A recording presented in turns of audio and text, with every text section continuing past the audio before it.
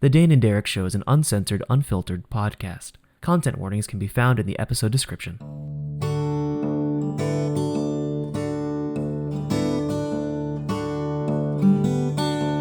Hello everyone, welcome back to the Dane and Derek Show, a podcast where two nerdy friends keep in touch and shoot the shit. My name is Derek, I'm a writer, director, and avid tabletop RPG player, and with me as always is my good friend Dane. Hey everyone, I'm Dane, writer, musician, podcaster, lover of tabletop RPGs. So today we're talking about A24's The Green Knight, which is a take on the poem The Green Knight, I believe, or Sir Gawain and the Green Knight. It's like an old Arthurian myth. And to kick it off, Dane, who is your favorite Arthurian knight?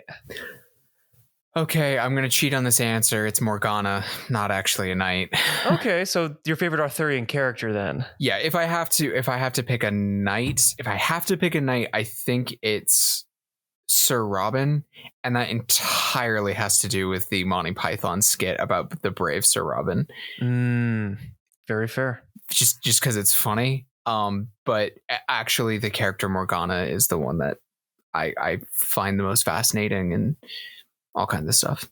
Yeah, I definitely agree with you with that Morgana being a very fascinating character. I think there's something there to the tragedy that is King Arthur that is interesting. My favorite knight is Gawain, actually.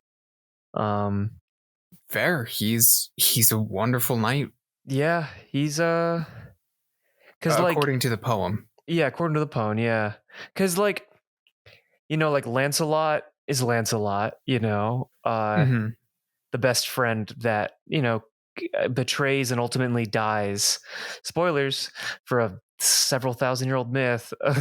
And Galahad, abandons everybody. He does. And then, Percival's cool, but Percival in the actual myth is only in it, at the very literal end. Unlike in the TV show Merlin, where Percival is a pretty integral part of the cast, and for some reason is the only knight that does not have sleeves on any of his chainmail, which is probably definitely a mood. But enough about BBC's Merlin. Let's talk about A24's The Green Knight, which, Dane, you had hinted at an opinion of this in an episode a few weeks ago. I don't think I hinted. I think I basically said I hated it. Yeah, you did. I was being generous. Yeah, you hated it. Why do you hate it? Let's get that out of the way. Okay, let me start by saying phenomenal acting, phenomenal directing, cinematography was lovely. I really liked the script. I thought that the visual work was stupendous. Costuming, all of it was amazing. They just kind of fucked up the story. They didn't properly tell the tale, and for that it frustrates me. If they had just told their own story, I think I might have loved it. I don't know if you and I have ever talked about, at least on the show, my philosophy on what makes a good adaptation. I feel like at one point we might have talked briefly about it, but let's go ahead and hear that again. Okay, so my feeling on an adaptation is a very good adaptation captures the heart, meaning, and essence of a story.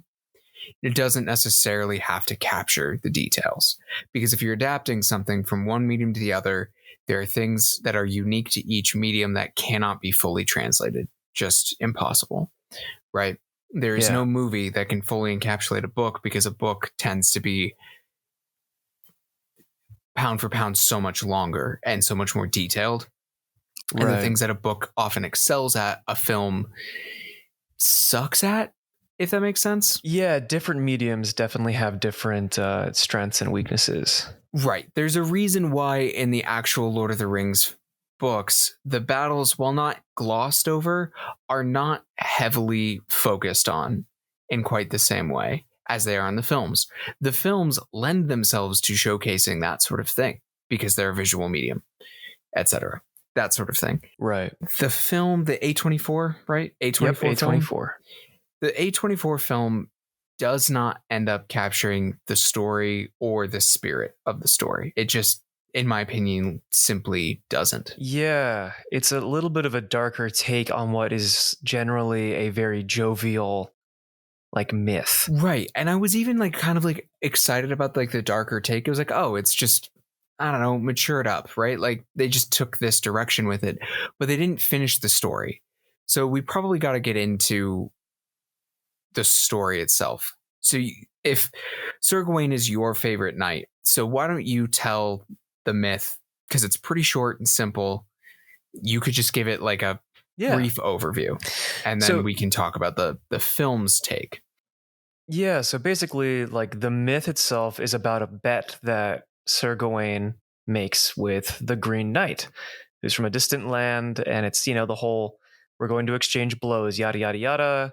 Gawain, you know, cuts off his head and kind of makes a fool out of himself, and then right, because the promise is the Green Knight shows up, and the promise is wherever you strike me in a year's time, I will strike you. Exactly.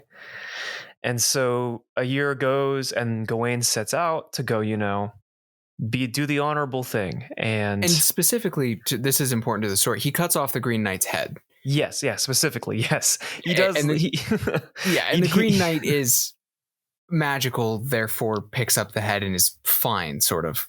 Yeah, exactly. Like Gawain does what Gawain does best, which is let his arrogance and sort of like swashbuckling charm get the better of him. Mm-hmm. And he beheads the Green Knight.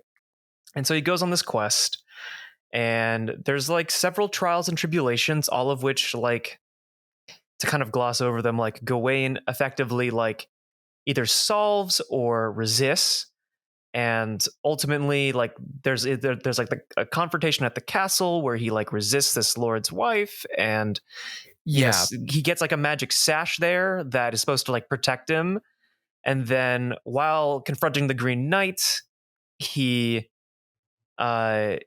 decides to remove the sash that will protect him from all blows, and the Green Knight, as a joke, gives him a little like paper cut. I think it's like three. So there's like 3 attempts, and it's like each one's kind of a joke. Yeah, so basically part of it is he ends up having to go to the Green Knight's home, the Green Chapel, and not too far away is a lord and his lady, and for like 3 days Gawain stays with them. And he and the lord of that place, like they decide that whatever the other is given during that day, they will trade. So like, because the lord goes out hunting and Gawain stays, so he over time resists the wife's advances, eventually sort of succumbing to a kiss, more or less. Mm-hmm. At which point he then gives the lord a kiss, and it's a little humiliating on Gawain's part. Mm-hmm. He gets that sash, right, and then the knight does 3 swings of the axe. He to like take off Gawain's head, as was promised. On the first, Gawain flinches, and the Green Knight's like, I didn't flinch, so you shouldn't either. And so like Gawain like kind of collects himself, and he's like, okay. And then he doesn't flinch the second time, but the knight plays a joke. And then the third time, the sash comes off, and the axe, he just like nicks his neck. So he does return the blow. He completes the promise. And Gawain proves honor and valor and all of the knightly things by being willing to die for his word, right? Is the whole idea. At which point it's revealed that it was the Lord the whole time, and it was an elaborate test and joke on in that way, right? Yeah, it's like it's one of the shorter Arthurian myths, and thank you for filling in some of those gaps I was missing. It's been a minute since I've read that particular one. So yeah, it's like a very kind of like it's not like it's stressful, but I wouldn't call it like dark and like a thriller, kind of how it is in the movie. Yeah, which, to be fair, something to know about the poem itself, because it is a poem, is that it is short. And the trials and tribulations in the middle are mostly hinted at or briefly mentioned due to the fact that parts of the story are missing, more or less. So the crux of the story is the first encounter with the Green Knight and the second. And basically there's a talk in the middle about he sees giants and ghosts and things, right? Like in the middle. That's very loose. So if you ask me, the crux of the poem, the myth that needs to be told is Gawain needs to the crux of it is that the reveals need to happen, that like right. Gawain's bravery was rewarded, and basically this like it's a whole story about Gawain learning to be honest and really mean what he says, right? So a really big part of that is seeing it all the way through. We have to see that it was that in the end he's rewarded for doing the right thing, even though he makes mistakes along the way, and that like he's supposed to wear the green sash forever afterwards as a reminder to be honest and to do right, Yeah. So the important thing to know about the film, which of course does take a slightly more thriller fantasy take on it, there's definitely a more dark, mature tone to the whole thing. The really important thing to know is that it sticks really closely to the story, mostly in spirit. The stuff with the Lord's wife is a bit I would call it a little bit more mature, risque. It's more sexual, less chaste. Yeah. Arthurian kiss on the cheek style myth. Right. Which, is a fine update, I guess, to it, or if you'd want to call it that, or version to go. The problem for me lies in the fact that the actual crux of the whole thing, like I said, is that the blow is delivered in such a way that it was always meant to just see if Gawain really was a man of his word. It was never about like truly giving recompense, right? It was not about vengeance. It was about honor. Right. At the end of the film, we see the first two blows, but we don't see the third. Yeah. So I should have said spoilers first. But spoilers. Yeah. Spoilers. The first blow comes, he flinches like normal. The second blow, he doesn't flinch. And after a prolonged look into a potential future, he takes off the sash. And then the knight says, "I'm very proud of you. Now off with your head." And then the film ends. So we don't get the actual catharsis of the myth. The myth is not fully told because there's a twist, right? The twist is missed. We don't get it. You don't get the moral, the point, all of it, because through the whole film, he's like, there doesn't seem to be any reward or punishment for acting poorly. Right. It seems random, and it's supposed to almost sum it up, right? Which is why I'll say this. As a story on its own, if you were to take all of the actual myth out of it, I think it's a fine film, maybe even a good one. But you put the fact in that the story is one way. It's not an adaptation. It's not I guess, teaser for, the next couple episodes after this week's. It's not that we had to skip some of the chapters of Harry Potter that were about class because it's a 2-hour movie. It's right.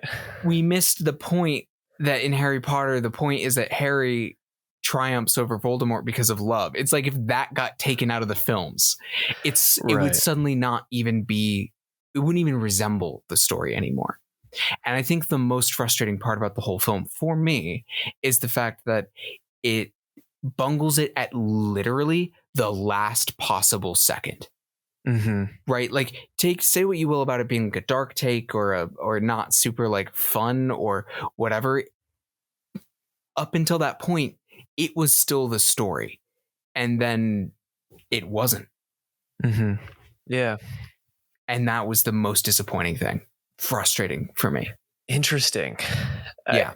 On your note of ambiguous endings and you moving away from ambiguous endings, I think that tracks because they make it very ambiguous, and I think in terms of a movie, like that is the way to go, having a ambiguous ending, right? You let the audience fill in what happens next based on your interpretation of it. I think that's very much like a film thing, Totally. and I think that's part of why a lot of people really love it, is because of that ambiguous ending, because they get to decide whether Gawain lives or dies. I know that, like, I don't know. I I think for me, I'm okay with the ending. I think the ending, I think the ending's fine, but I think because of the way it ends, I think the movie needed a sort of save the cat moment in the beginning, like an added bit that wasn't in the myth to kind of further. It goes back to your point, right? Of like, if it was further differentiated from the myth and it wasn't like necessarily the myth, and you forget that, it might be like in your eyes like better, right? Yeah. It doesn't, in that case, then I could judge it on its own. But in Yeah. this case, it fails to tell the story it's trying to tell. Yeah. And Yeah. my other, Mhm. before I forget this real quick, my other feeling about this in particular, is that like, it's one thing when it's like a recent work that you're adapting to make some changes. I still don't always love that, but like when in this particular case, by choosing to tell this story, he is specific, the director, everybody is specifically deciding to join a long lineage of retellings of this particular story. You have to think about what about that story is the key bit. And I think they picked wrong. Anyways, keep going. So sorry. Yeah, no, you're good. You're good. I think it's like, yeah, because you're right in that it's like there's some parts of it that I personally also would agree are missing from this retelling and this sort of adaptation of it. And I think it's, for me, because it took on this more mature tone, and because there's no like save the cat moment where like we see Gawain doing something to make it more easy for the audience to root for him. I think that because of that, it makes the ending of the film like significantly more ambiguous, which is like what a lot of movies do nowadays. But as a result, like, I think it's a lot harder to figure out whether or not like he quote unquote lives or dies, even though in the myth he lives, right? And I Right. think that because there's no save the cat moment, that ending, the kind of grin, because I think that final shot of like the Green Knight grinning, I think it's a great shot. It's a great scene in and of itself. Like I think it really like, I think if it had like a save the cat moment in the beginning, you would know that the Green Knight is joking at the end and it would have been fine. Right. But because there's no save like the cat moment, which I'll keep harping on, because like I was talking to a couple of my friends in film about this, but like there's this like huge trend now to have a protagonist whom doesn't necessarily do the right thing early on to get the audience on their side. And it Mhm. makes a very particular type of movie.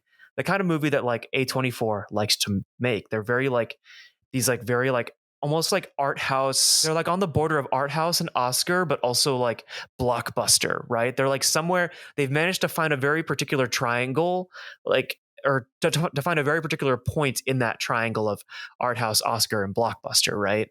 Yeah.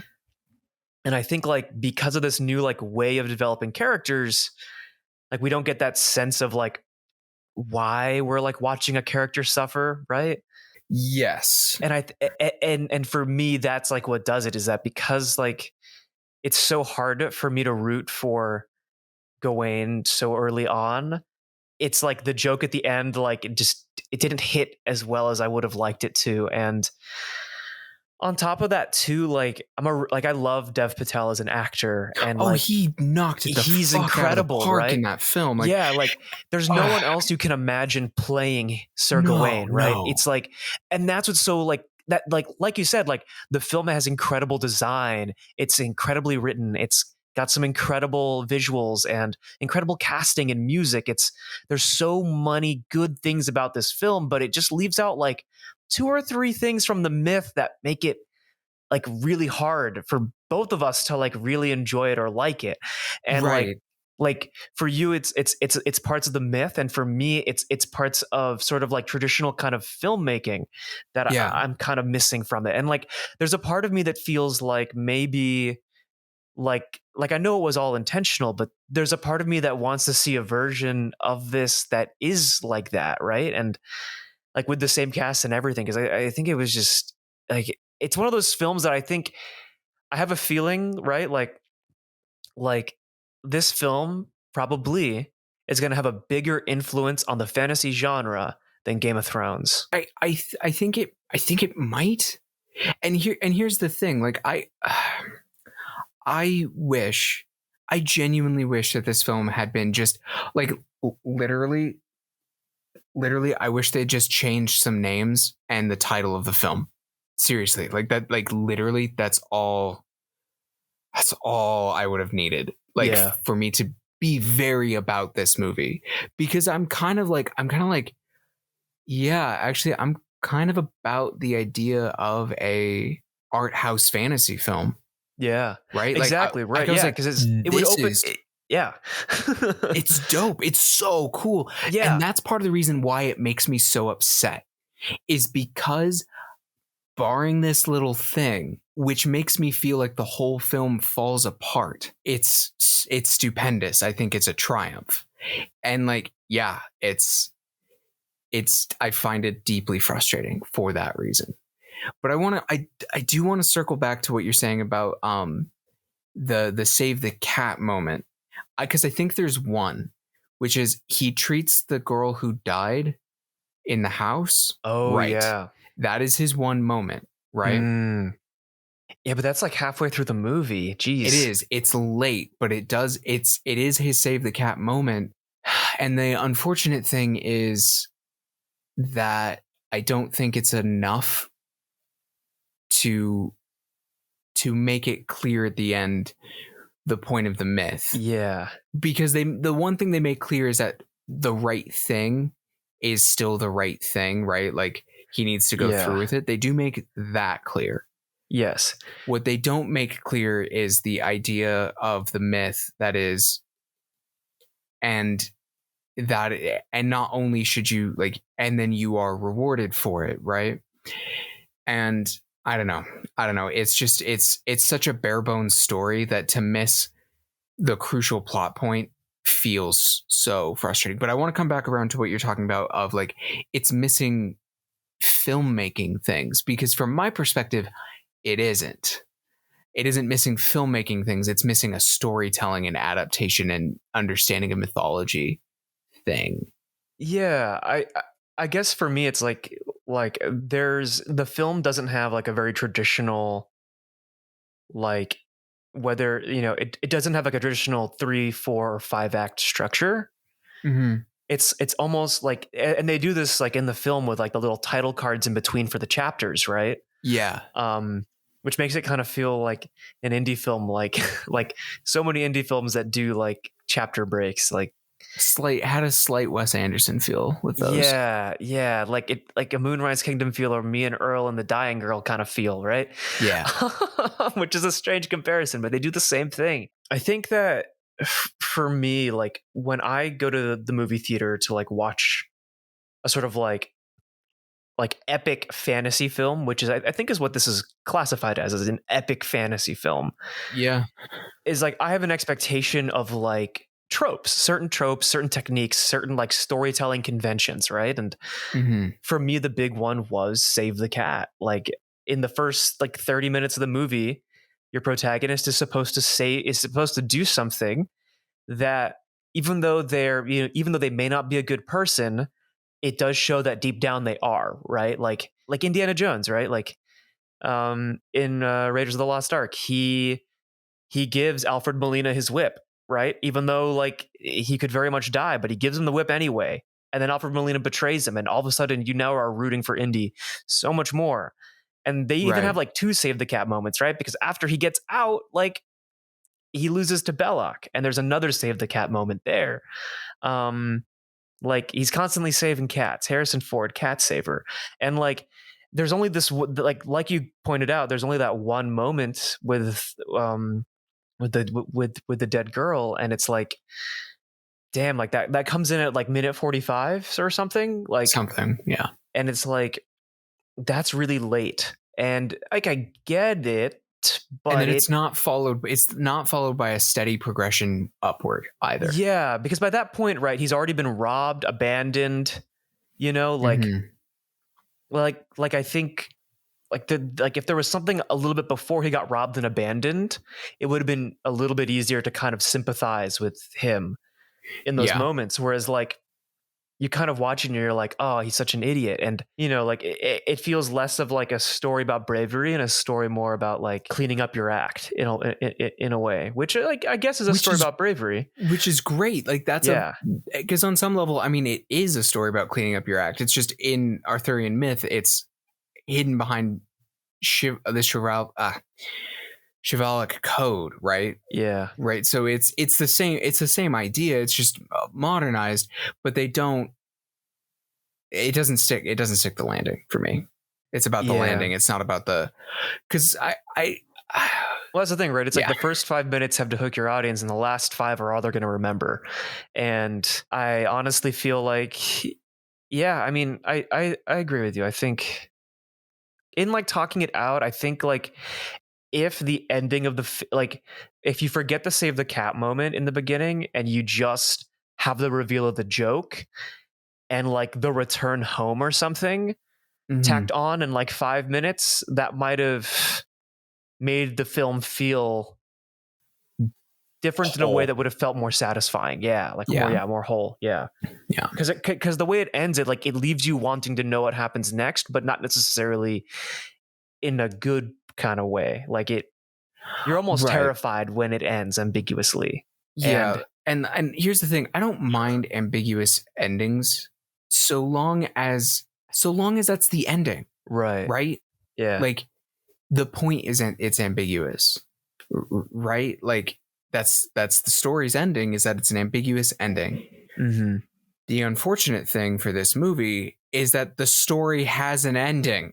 Right. Yeah. Like it has an ending. Yeah. There is a right answer, right? Like, and it feels like purposefully misleading to an audience who, by the way, I think you could watch this movie without a lot of knowledge and actually not know that King Arthur's in the movie. Yeah. I don't know what to, sometimes I just don't, I don't know what to make of it sometimes. And on the one hand, like on the other hand, I haven't thought about a movie this much in a long time. Yeah, I mean, that's part of what I think makes it also great is like we've been talking about it. Right. I just went and saw Shang-Chi and Legend of the Ten Rings yesterday. Ooh. And I'll say this. I enjoyed it. I enjoyed it quite a bit. But outside of like a couple of things, like it's not like the most memorable movie to me, like from like a structure standpoint, right? Like, and like that's the reason I was really excited about the A24 Green Knight. Yeah, is that I was excited to see fantasy given a treatment that was unusual, but it needed the ending, you know. And yeah, and on like the one hand, like Shang-Chi did not leave the impression on me that the Green Knight did. Yeah. But it was far more satisfying. Yeah, exactly. Like there's a completeness to the story because it ends in a certain way that's very cyclical. And Green Knight kind of like, it feels very abrupt, right? It feels like a beheading. Which again is like another testament to the film making, Yeah, right? the It's filmmaking's great. It's and again, I'm like, if only this hadn't had been a story with an ending, yeah. like, because otherwise this is actually a fantastic ending. I think probably like at least what gets me so much about it is like the sort of A24 treatment that Green Knight got is something that one day I would hope to be able to do on like a fantasy movie, right? Like be able to make Yes, a fantasy movie with that sort of like, not like, like $200 million budget, but like a sub 50 million to make like an epic fantasy movie with a very specific, like low fantasy, not end of the world kind of story. or a And different like look, even, yeah, a right? different Like, look, a different here's feel. here's something I will think. I think the A24 films have opened the door to that. Mm-hmm. Like, if you look at, like, I'll just use another Marvel movie. I assume you've seen trailers for the Eternals. Yeah. That film looks way different than the rest of the Marvel movies. And I think that has a lot to do with the fact that some doors have gotten to be opened by films like The Green Knight. Yeah. And so, like, for that reason, I'm glad it exists. I dislike it for very personal reasons. There is nothing actually wrong with it unless you have my philosophy on what makes a good adaptation. Right. And if you have a fondness for these sorts of myths. It's one of those films that I know once there's like a Blu-ray, I'm probably going to get the Blu-ray because I want to see how they made it. And yeah, because it's visually, exactly visually, and just like I wonder if they're going to have like an interview, kind of like what they did with the Lord of the Rings, where Peter Jackson talks about like the things he had to cut from Lord of the Rings. mm-hmm. Like I wonder if there's going to be a featurette like that from the director, because I would be super curious if like they had a featurette where he was just like, yep, I cut these things and here's why. Because I would love to know that. Exactly. Because I feel like that would answer some questions and probably make me like enjoy the movie even more. Because it's one of those films where like it's so visually and like narratively stunning that I can literally play the movie back in my brain and I'm not missing anything. It's that memorable, like we said. And so yeah, like when that Blu-ray drops, when that special edition Blu-ray drops, I'm getting that. Yeah, like the Green Knight himself on screen, yes, is a triumph of like cinematography. Yes, of practical and digital effects. Exactly. And like sound design, like, oh my goodness, the movement of the Green Knight is amazing. And that's the thing. It's just like, it's just this endless problem. So like, I want the film to do well. I actually want people to like it a lot. I have my own opinion about it, but I actually really, really want it to have a good reaction overall, because I want more people to make movies like this. I think it's an Oscar contender. It will probably win sound, visual effects and makeup, hair and makeup. Yeah, and probably. I think it'll be in the category for like best picture, best director, best actor, best cinematography. Might give them one of those. Give them the nomination. Exactly. So I have a feeling it's going to win a couple of Oscars. It's too good not to. And yeah, cool I think movie. it's a great movie. If you haven't seen it, I believe it's on streaming. You can buy it, rent it, get a ticket to it. Please highly recommend this movie. Yeah. I know that we've both been like, ugh, but like, if you like fantasy at all, you really should see it. Yes, you really should. It's not to be missed. Because I think just because we're kind of back and forth doesn't mean that you will be. Yes. And here's the thing about it. There's the meat in the film to be back and forth on it without ragging on its quality. Exactly. Like, we're not talking about whether or not it's a good film. We're talking about whether or not it worked for us. Exactly. Because we both know it's an incredible film. And like we keep harping on, right? Like everything about the production and the making of that movie and even the script, like we keep mentioning, is fantastic. There's just a couple of things that, are personal preferences that we are like, oh, I wish. And that, I think, is the mark of a great movie, when like you're interrogating your own personal preferences on whether, in reference to another movie. Right. And here's the thing. I remember when we first like decided we needed to have this episode, and I said, oh, I hated it. I didn't say don't go see it. Exactly. Right? Like there are films that I see where I'd be like, Derek, don't see that. Like it's not worth your time. Mm-hmm. That is not it. I just didn't like it. Yeah. So, but we've gone over on this episode. Yeah, it's okay. It's worthy of that. Definitely.